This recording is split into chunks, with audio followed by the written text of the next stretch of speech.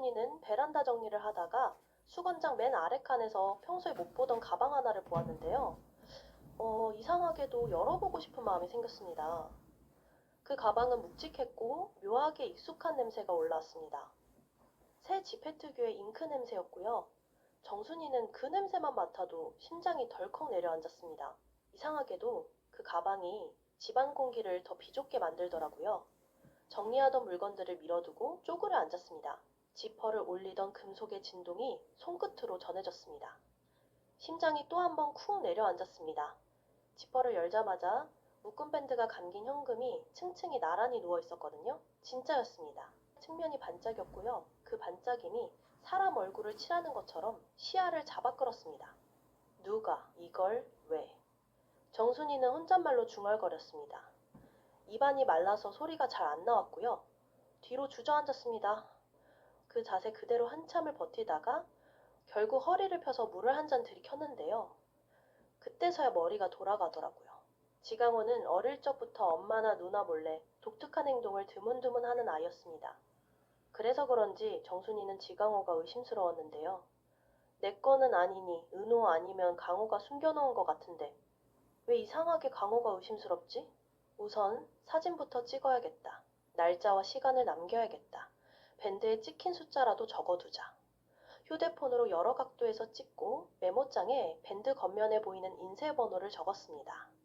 숫자를 2번, 3번 확인하고 또 확인했는데요. 손이 떨려서 몇 번을 틀렸습니다. 그래도 적었습니다. 그렇게 숫자들을 메모하다가 정순이는 멈췄습니다. 그대로 되돌려 넣는 게 맞겠다는 생각이 들었거든요. 흔적을 남기되 위치는 바꾸지 말자. 이건 증거고 동시에 가족의 폭탄이었습니다. 문이 열리는 소리가 났습니다. 지강호였습니다. 층계를 뛰어오르는 발소리가 가벼웠는데요. 현관 앞에 멈춰서는 소리는 무거웠습니다. 눈이 먼저 베란다 쪽을 훑었고요. 지강호는 숨을 아주 잠깐 멈추더니 억지로 웃었습니다. 엄마, 물 사왔어. 무거워 죽는 줄 알았어. 정순이는 대답을 하지 않았습니다. 대신 거실 가운데로 걸어가 의자에 앉았고요. 강호야, 베란다에 있는 젖가방 가져와봐. 목소리가 이상하게 차분했습니다. 지강호는 웃음을 유지하려다 실패했고요. 눈이 흔들렸습니다. 어떤 가방? 베란다 수건장, 맨 아래 칸. 정순이가 손가락으로 그쪽 방향을 가리켰습니다. 지강호가 천천히 무릎을 꿇고 가방을 끌어냈고요. 방으로 가져가려는 걸 정순이가 막았습니다. 이거 네 거야? 어디서 난 거니? 열어봐봐. 지퍼 소리가 또 울렸습니다. 한 겹, 두 겹, 다발의 측면이 거실 등 아래서 다시 반짝였고요. 순간 정순이의 머릿속을 스쳐간 문장이 있었습니다. 우리 집에 들어온 돈인데 왜 우리 집 냄새가 안 나지? 지강호가 먼저 입을 열었습니다. 엄마, 오해하지 마. 이건 나한테 제안이 들어온 거고 나중에 누나 고생 안 하게 하려고. 누가 줬어? 정순이는 자르듯 물었습니다. 돌려 말하지 말라는 눈빛이었고요. 지강호는 입술을 깨물었습니다. 엄마, 나쁜 돈 아니야. 어차피 누나는 누가 줬냐고 이젠 이름을 말해야 하는 순간이었습니다. 결국 지강호가 말했습니다. 누나 생모라는 사람. 거실 공기가 확 식었습니다. 주머니 깊숙한 증표를 꺼내 눈앞에 들이밀 듯 그 존재 하나가 공기를 바꿔버렸습니다. 정순이는 짧고 깊게 숨을 들이켰고요. 얼마, 성금 5억, 그리고 수술 끝나면 5억 더. 그 문장을 말하고 난 지강호는 눈을 감았습니다. 더 이상 숨길 게 없다는 표정이었고요. 정순이의 손등이 움찔했습니다. 손바닥으로 다발을 쓸어버리고 싶은 충동과 아이의 팔을 붙잡고 흔들어 깨우고 싶은 충동이 동시에 올라왔습니다. 그러나 참았습니다. 강호야. 지강호를 부르다가 다시 부르지 못했습니다. 그리고 아주 낮은 목소리로 말했습니다. 은호한텐 당분간 말하지 말자. 지강호가 눈을 번쩍 떴습니다. 지금 말하면 그 아이 마음이 부서진다. 그리고 우리에게 필요한 건 당장 분노가 아니라 증거야. 알았지? 정순이의 말투는 기이하게 단단했습니다. 지강호는 고개를 끄덕였는데요. 안도와 수치가 한꺼번에 뒤엉킨 표정이었습니다. 정순이는 현금 가방을 다시 닫게 하고 그대로 원래 자리로 돌려놓게 했습니다. 그리고 메모장을 펼쳐 지갑에서 꺼낸 영수증 뒷면에 시간을 적었습니다. 오늘 네가 말한 금액과 조건을 엄마가 들었다. 네가 받은 건 선지급 5억, 약속은 수수료 5억 추가. 맞지? 지강호는 고개를 끄덕였습니다. 어디서 받았어? 근처 공원에서. 또 다른 누가 있었어? 아무도 없이 그 아줌마하고 둘이서. 정순이는 천천히 고개를 끄덕였습니다. 좋아. 그럼 이렇게 하자. 가방은 그대로 둘게. 엄마는 변호사를 먼저 만난다. 넌 당분간 아무 말도 하지 마라. 특히 은호 앞에서. 대신 엄마가 시키는 대로만 해. 그 밤 정순이는 휴대폰의 사진들을 다시 확인했습니다. 손이 떨릴 때 누른 셔터라 프레임이 약간 어긋났는데요. 오히려 그 흔들림이 현실을 더 선명하게 만들었습니다. 밴드 모서리, 지폐 측면, 가방 안쪽의 바느질 라인, 신발장 하단에 쌓인 작은 먼지까지 사진 속 시간은 거짓말을 하지 않았습니다. 정순이는 혼잣말로 중얼거렸습니다. 은호야, 엄마가 먼저 방패를 만들게. 네가 나중에 칼을 들어도 상처 안 나게. 다음날 박영란은 병원 카페에 앉아 노트를 정리하고 있었습니다. 하얀 가운을 벗어 종이 가방에 넣어두고 볼펜으로 적었습니다. 한우진 간이식 준비, 그렇다면 공여자도 필요할 텐데. 그리고 왜 가족들에게 다 숨기고 작은 오빠를 한국으로 입국시켜서 간이식 하는 거지? 옆자리에서 이지환이 그녀의 노트를 힐끗 봤습니다. 영라야, 오늘은 위험한 행동은 하지 말자. 박영란은 고개를 끄덕였습니다. 알아, 대신 기록을 남기자. 박영란은 전날 고성희에게 당했던 모욕을 생각했습니다. 쟤는 당장 해고야. 그 말이 아직 귓바퀴를 긁고 있었거든요. 그런데 이제는 손에 쥔 게 있었고요. 고성희가 던졌던 말보다 더 딱딱한 사실이 있었습니다. 한우진을 가족들 몰래 입국시켜 간이식 진행 중인 사실, 박영란은 생각했는데요. 엄마, 이번엔 내가 엄마의 소나기에 흔들리지 않을 거예요. 한편 지강호의 휴대폰이 울렸습니다. 고성이었습니다. 강호씨, 말한 대로 누나 설득은요? 수술 동의서 받을 수 있겠어요? 지금 은호는 어떤가요? 지강호는 짧게 숨을 고르고 대답했습니다. 직접 얘기했습니다. 그런데요, 누나가 생각보다 단단합니다. 오히려 더 굳어졌고 엄마한테도 들켰습니다. 지금은 수술 안 하겠다고 버티고 있어요. 버틴다고 끝나진 않아요. 오늘 안으로 마음 돌려요. 타이밍 놓치면 모든 게 무의미해집니다. 그렇게 밀어붙이면 오히려 더 역효과예요. 누나가 먼저 무너질 겁니다. 강호씨, 전 결과만 봅니다. 확답 주세요. 전화가 끊기고 지강호의 손이 떨렸습니다. 이번 떨림은 겁이 아니라 부끄러움이 남긴 떨림이었습니다. 정오 무렵, 가게에서는 정순이가 평소보다 더 차분했습니다. 칼을 잡은 손이 한 번도 떨리지 않았고요. 말도 짧았습니다. 손님 오시니까 물 먼저 드려. 평소에 쓰던 말투였는데 어딘가 달랐습니다. 가게 일을 도와주던 지은호는 엄마의 눈을 보다가 말았습니다. 엄마, 무슨 일 있어? 정순이는 고개를 저었습니다. 아니야. 잠깐의 침묵이 흐르고 정순이가 먼저 말을 꺼냈습니다. 은호야, 넌 내 할 일에만 집중해. 그리고 차분히 선택해. 엄마가 너 지켜줄게. 지은호는 고개를 끄덕였고요. 그 말이 이상하게 마음을 덮었습니다. 동시에 어디선가 작은 불씨가 더 커지고 있었습니다. 의혹이 끝나가고 있거든요. 그날 저녁 고성이가 가게 앞에 나타났습니다. 무늬 없는 코트를 걸치고 들어오던 발걸음이 익숙했습니다. 정순이는 그녀가 문을 열고 들어오자마자 카운터 앞에 섰습니다. 손님 받기 어렵습니다. 고성이는 웃었습니다. 나도 사람이에요. 밥은 먹어야죠. 정순이는 웃지 않았습니다. 골라 담은 말이 준비되어 있었거든요. 우리 딸한테 다시 연락하지 마세요. 그리고 우리 아들 흔들지 마세요. 고성이는 그제야 눈썹을 올렸습니다. 아드님? 지강호요. 이름을 정확히 끊어 말했습니다. 그 아이가 돈을 받았고 난 그걸 받습니다. 액수도 알고요. 묶은 밴드 그대로, 가방째로. 장소도 알고요. 집 근처 공원. 더 말씀드릴까요? 고성이의 입꼬리가 아주 미세하게 흔들렸습니다. 어머님, 오해가 아니라 확인입니다. 정순이는 휴대폰을 꺼내 사진을 열었습니다.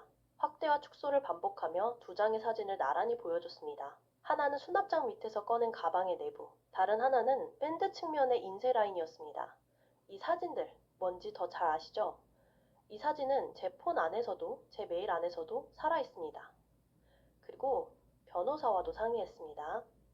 고성희의 표정이 단단해졌습니다. 어머님, 너무 앞서가시네요. 아이들 일은 아이들끼리 일이 아니죠. 어른이 돈으로 아이들을 움직이려 했으니 어른들의 일입니다. 정순이는 더 이상 목소리를 높이지 않았습니다. 대신 단어를 낮게 눌렀습니다. 다시 말합니다. 우리 딸한테 접근하지 마세요. 우리 아들을 통해 흔들지도 마세요. 그래도 계속하시면 저는 제가 할 수 있는 모든 걸 하겠습니다. 고성이는 짧게 웃었습니다. 그 모든 게 뭔데요? 그 아이들 엄마가 엄마로서 끝까지 한다는 뜻입니다. 그 말은 위협이라기보다 선언이었습니다. 지강호가 들어왔습니다. 눈이 고성이와 정순이 사이를 오갔고요. 분위기를 읽자마자 등을 굽혔습니다.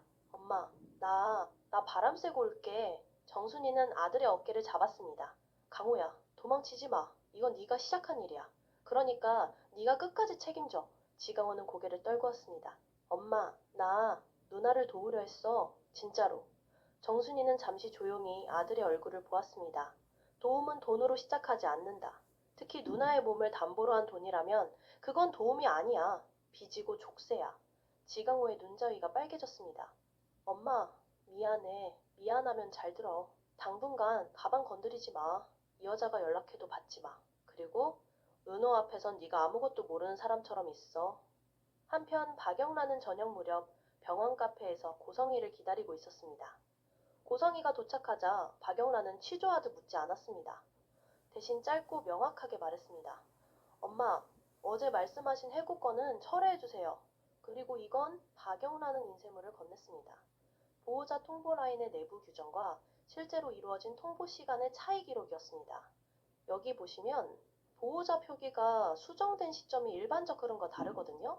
병원 쪽은 협력 파트너의 요청이라고 했고요. 고성희가 웃었습니다. 너 그런 거 어디서 배우니? 엄마한테요. 박영란은 침착하게 웃었습니다. 근데 저는 엄마랑 다르겠어요. 사람을 살리려는 쪽에 쓰고요. 약한 사람을 짓밟는 데 쓰지 않아요. 고성희의 눈이 가늘어졌습니다. 너 선을 넘고 있어. 어제 지환 오빠 해고 말씀하신 게 먼저였어요. 오늘은 제가 선을 그을게요. 더는 함부로 못하시게요. 말끝이 매끄럽지는 않았지만 박영란은 항상 엄마의 꼭두각시 인형처럼 서 있다가 자기 두 다리로 처음 서 있는 느낌을 받았습니다. 고성희는 인쇄물을 구겨 쓰레기통에 던지려다 멈췄습니다. 그리고 조용히 가방에 넣었습니다. 너한테 실망했어. 저는 원래 이렇게 컸나 봐요. 늦게 알았을 뿐. 집에서는 정순이가 설거지를 하며 눈을 감고 있었습니다. 물소리가 길게 이어졌고요. 지은호는 엄마 등을 바라보다가 말을 걸었습니다. 엄마, 나 내일 오전에 병원 쪽 확인 몇 개 더 하고 올게요. 정순이는 잠깐 멈칫했습니다. 조심하고. 네가 네 몸을 먼저 지켜. 알아요. 지은호가 씩 웃었습니다. 그 웃음이 너무 선해서 정순이는 잠깐 숨이 막혔습니다. 그리고 마음속으로만 말했습니다. 은호야, 엄마가 내 뒤에 서 있을게. 누가 뭐라 해도. 다음날 아침 지강호의 휴대폰이 울렸습니다. 고성이었습니다. 강호씨, 오늘은 가방을 다른 데로 옮겨두세요. 어머님이 민감하신 것 같네요. 지강호는 입술을 깨물었습니다. 저 당분간 연락받기 어렵겠습니다. 목소리가 낮아졌습니다. 세상 일엔 타이밍이 있어요. 그 타이밍을 놓치면 다 무너져요. 그 타이밍, 제 누나간이랑 바꾸는 거면 저 못합니다. 지강호는 전화를 끊었습니다. 손이 떨렸는데요. 이번엔 다른 떨림이었습니다. 겁이 조금 덜어지고 부끄러움이 많이 남는 떨림이었고요. 정오가 다가올 무렵 가게 문이 열렸습니다. 가게를 오픈하고 정리 중에 정순이의 휴대폰이 울렸습니다. 변호사였습니다. 사진 잘 받았습니다. 지금 단계에선 보관이 최우선이고요. 상대방의 추가 접촉이 확인되면 즉시 문자로 중단 통보를 남기세요. 기록이 중요합니다. 정순이는 고개를 끄덕였습니다. 네, 기록하겠습니다. 작은 폭발이 일어났습니다. 고성희가 다시 나타났고요. 이번엔 혼자가 아니었습니다. 회색 양복을 입은 남자가 함께였는데 입을 열지 않는 사람이었습니다. 고성희가 먼저 말했습니다. 정순이 씨, 아이들 앞에서 이런 이야기 그만해요. 민망하잖아요. 정순이는 대답하지 않았습니다. 대신 카운터 아래 서랍에서 인쇄물을 꺼냈습니다. 사진 2장과 메모 하나였습니다.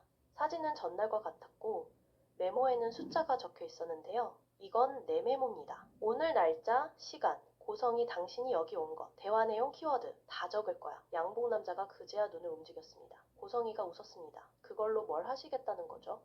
아무것도 안 할 건데. 다만 다시 우리 딸을 흔들면 그때는 내가 뭘 할지 보여줄 거야. 정순이의 어조는 여전히 낮고 일정했습니다. 오히려 고성이가 먼저 시선을 떨궜습니다. 양복 남자가 고개를 살짝 끄덕였고요. 두 사람은 물러났습니다. 문이 닫히자마자 지강호가 숨을 내쉬었습니다. 엄마, 무섭다. 정순이가 아들을 봤습니다. 엄마도 무섭다. 근데 무서워도 해야 하는 게 있다. 그 밤 지은호의 휴대폰에 메시지가 도착했습니다. 지은호, 나 아파서 한국에 들어왔어. 내일 오전 10시 한솔병원 병동 앞 카페에서 10분만 시간 줄 수 있어? 발신인은 한우진이었습니다. 지은호는 메시지를 읽고 한동안 아무것도 하지 않았습니다. 생각이 많아졌거든요. 갑자기 우진이가 한국에, 그리고 아프다고?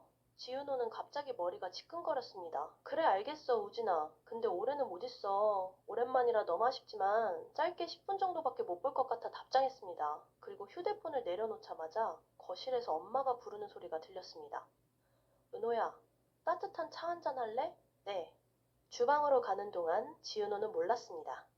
그 몇 걸음 앞에서 식탁 의자 아래에 다시 밀어 넣어진 그 가방이 조용히 숨쉬고 있다는 걸요. 그리고 그것이 내일을 터뜨릴 가장 큰 이유가 되리라는 것도요. 정순이는 컵에 차를 따르며 마음속으로만 한 문장을 반복했습니다. 우리 딸 지켜낼게.